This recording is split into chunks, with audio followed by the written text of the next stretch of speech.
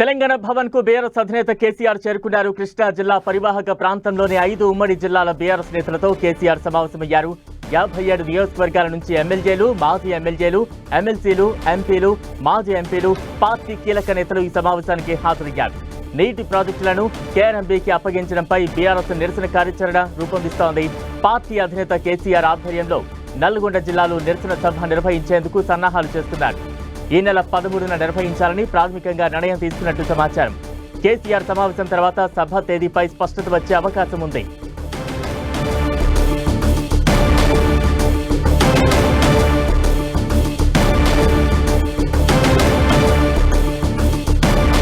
తెలంగాణ భవన్ కు బీఆర్ఎస్ అధినేత కేసీఆర్ చేరుకున్నారు. పలు ప్రాంతాల ముఖ్య నేతలతో కేసీఆర్ సమావేశమయ్యారు. తాజా అప్డేట్స్ అందించేందుకు మా ప్రతినిధి శ్రీకాంత్ లైవ్ లో సిద్ధంగా ఉన్నారు. శ్రీకాంత్,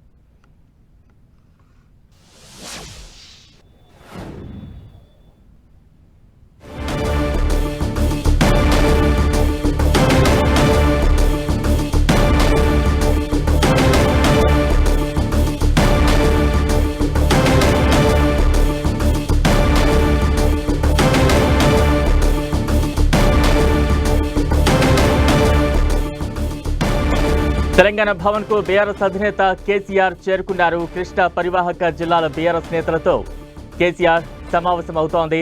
దీనికి సంబంధించిన బ్రేకింగ్ న్యూస్ చూస్తూ ఉన్నాం. కేఆర్ఎంబీకి నీటి ప్రాజెక్టుల అప్పగింతపై బీఆర్ఎస్ కార్యాచరణ సిద్ధం చేస్తోంది.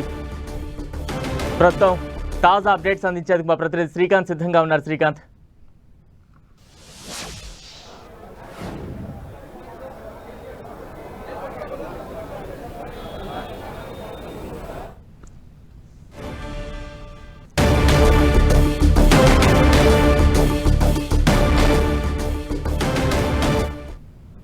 ఒకసారి చెప్పు, ఏం కనెక్ట్ చేసినా లేదా తెలుసలేదు.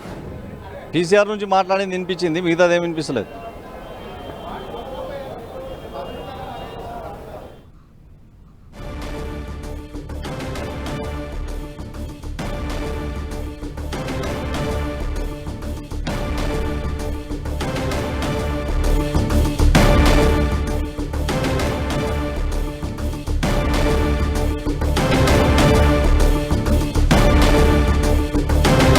తెలంగాణ భవన్ కు బీఆర్ఎస్ అధినేత కేసీఆర్ చేరుకున్నారు. కృష్ణా జిల్లా పరివాహక ప్రాంతంలోని 5 ఉమ్మడి జిల్లాల బీఆర్ఎస్ నేతలతో కేసీఆర్ సమావేశమయ్యారు.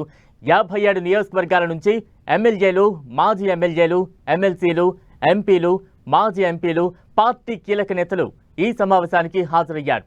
నీటి ప్రాజెక్టులను కేఆర్ఎంబీకి అప్పగించడంపై బీఆర్ఎస్ నిరసన కార్యాచరణ రూపొందిస్తోంది. పార్టీ అధినేత కేసీఆర్ ఆధ్వర్యంలో నల్గొండ జిల్లాలో నిరసన సభ నిర్వహించేందుకు సన్నాహాలు చేస్తున్నారు. ఈ నెల 13న నిర్వహించాలని ప్రాథమికంగా నిర్ణయం తీసుకున్నట్టయితే తెలుస్తోంది. కేసీఆర్ సమావేశం తర్వాత సభ తేదీపై స్పష్టత వచ్చే అవకాశం ఉంది.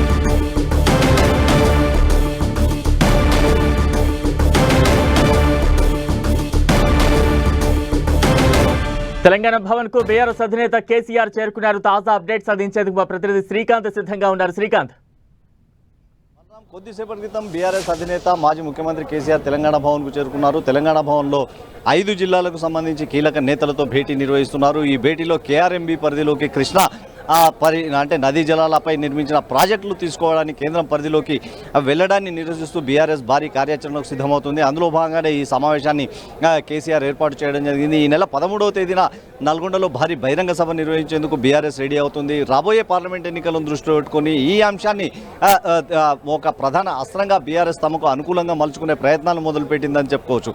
దక్షిణ తెలంగాణ జిల్లాలో అంటే ప్రధానంగా మహబూబ్ నగర్, రంగారెడ్డి, నల్గొండ, ఖమ్మం, హైదరాబాద్ జిల్లాలో జిల్లాలతో గ్రేటర్ హైదరాబాద్ మినహాయించి మిగతా జిల్లాల్లో బీఆర్ఎస్ పార్టీ అనుకున్నంత స్థానాలను అంటే అసెంబ్లీ స్థానాలను దక్కించుకోలేదు. ఈ అంశాన్ని తెరపైకి తెచ్చి ఆ నియోజకవర్గాల్లో పట్టు సాధించాలని, ఆ ఉమ్మడి జిల్లాల వేదికగా నియోజకవర్గాల్లో పట్టు సాధించాలన్న ప్రయత్నం బీఆర్ఎస్ మొదలుపెట్టిందని చెప్పుకోవచ్చు. ఈ కేఆర్ఎంబి పరిధిలోకి కృష్ణా జలాల వినియోగం కు సంబంధించి రాష్ట్ర ప్రభుత్వం అనుసరించిన వైఖరి కారణంగానే కేఆర్ఎం పరిధిలోకి ఈ ప్రాజెక్టులు వెళ్లాయని బీఆర్ఎస్ ప్రధానంగా ఆరోపిస్తుంది.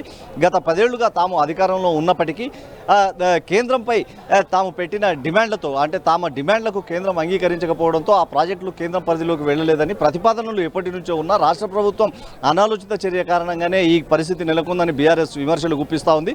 రాష్ట్ర ప్రభుత్వ వైఖరిని నిరసిస్తూ కేంద్ర ప్రభుత్వ వైఖరిని నిరసిస్తూ ఈ నెల 13వ తేదీన నల్గొండలో భారీ బహిరంగ సభను ఏర్పాటు చేయాలని పార్టీ ఇప్పటికే సూత్రప్రాయంగా నిర్ణయం తీసుకుంది. ఇందుకు సంబంధించి ఈ సమావేశంలో కేసీఆర్ నేతలకు స్పష్టత ఇచ్చే అవకాశం ఉంటుంది. 13వ తేదీని నిర్వహించే సభను విజయవంతం చేసేందుకు ఆ సంబంధిత నియోజకవర్గ ఇన్ఛార్జీలతో పాటు మాజీ ఎమ్మెల్యేలకు పలువురు కూడా ఆయా నియోజకవర్గాల్లో ఇన్ఛార్జి బాధ్యతలను అప్పగించినట్టు తెలుస్తుంది. ఒక్కో నియోజకవర్గం నుంచి 10,000 మందిని జన సమీకరణ చేయాలన్న లక్ష్యంగా బీఆర్ఎస్ ఇప్పటికే ఆ లక్ష్యాన్ని నిర్దేశించుకుంది. దాదాపు 57 నియోజకవర్గాలకు సంబంధించిన నేతలు ఈ సమావేశానికి హాజరవుతుండడంతో భారీ ఎత్తున జన సమీకరణ చేసి బీఆర్ఎస్ పార్టీ మరోసారి తమకు ప్రజల్లో పట్టు ఉంది, పార్లమెంట్ ఎన్నికలకు తాము రెడీ అన్న సంకేతాలను ఈ సమావేశం ద్వారా నల్గొండ సభ ద్వారానే ఇవ్వాలన్న యోచనలో బీఆర్ఎస్ పార్టీ ఉన్నట్టు తెలుస్తుంది. అందులో భాగంగానే ఈ సమావేశాన్ని ఆయా జిల్లాల నేతలతో కలిసి ఏర్పాటు చేయడం జరిగింది. సభ విజయవంతంతో పాటు రాబోయే రోజుల్లో కేఆర్ఎంబి పరిధిలోకి కృష్ణా జలాల వినియోగం పూర్తి స్థాయిలో వెళ్ళినట్టయితే తెలంగాణలోని ఈ 5 జిల్లాల పరిస్థితులు అంటే సాగునీటి వాడకం కానీ తాగునీటి సమస్యలు కానీ ఎలా ఉత్పన్నమవుతాయి, వాటిని అధిగమించేందుకు ఎలాంటి చర్యలు ప్రభుత్వం తీసుకుంటుంది, ప్రభుత్వం చేతిలో పూర్తిగా ఈ జిల్లాలు పూర్తిగా నష్టం చెవి చూడాల్సి వస్తుందని బీఆర్ఎస్ హెచ్చరికలు చేస్తూ ఉంది. కేంద్రం పరిధిలోకి ఈ ప్రాజెక్టు వెళ్ళినట్టయితే ఖచ్చితంగా తెలంగాణ ప్రాంతంలోని ఈ 5 జిల్లాలకు సాగు తాగునీటి ఇబ్బందులు తప్పవన్న హెచ్చరికలు చేస్తుంది. దీంతోపాటు శ్రీశైలం ప్రాజెక్టులో జల విద్యుత్పై కూడా ఈ ప్రభావం పడుతుందని ఈ అన్ని అంశాలు పరిగణలోకి తీసుకొని ఆయా జిల్లాల్లో సాగునీటి రంగంపై ప్రధానంగా రైతులను కాన్సన్ట్రేట్ చేస్తూ ఈ ఉద్యమానికి బీఆర్ఎస్ శ్రీకారం చుడుతుందని చెప్పుకోవచ్చు. 13వ తేదీన బహిరంగ సభ నిర్వహిస్తున్నాయి. అందుకు అనుగుణంగా రాబోయే రోజుల్లో కూడా ఎలాంటి కార్యాచరణ అమలు చేయాలి, భవిష్యత్తులో ఈ కేఆర్ఎంబి పరిధిపై కేంద్ర వైఖరిని ఎలా తప్పుపట్టాలి, రాష్ట్ర ప్రభుత్వ వైఖరిని ఎలా ఎండగట్టాలన్న అంశంపైనే ప్రధానంగా దృష్టి సారించింది. బలరాం, అంటే శ్రీకాంత్, ఎటువంటి బలమైన కార్యాచరణతో ప్రభుత్వ వైఖరిపై పోరాటానికి సిద్ధమవుతున్నారు కేసీఆర్? మరోవైపు కేసీఆర్ ఎంట్రీతో బీఆర్ఎస్ శ్రేణుల్లో ఎటువంటి ఉత్సాహం కనిపిస్తూ ఉంది?